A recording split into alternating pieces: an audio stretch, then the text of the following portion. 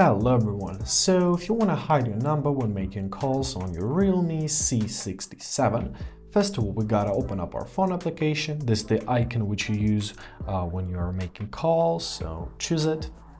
Now at the top right corner locate these three buttons, choose them, find your settings, open up your settings. Here we gotta find our caller account.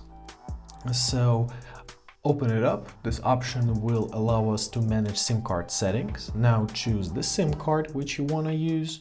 If you want to apply it to all cards, simply repeat the step for each card. So choose your SIM1, for example. Now here we gotta press our additional settings. Do it. After we gonna press our additional settings, we have to wait a couple seconds to load up the whole information. Now choose your caller ID option. And here we have three options: network default, hide number, and show number. So you gotta press hide number, give it a couple seconds to change the settings, and after that the person you're calling won't see it.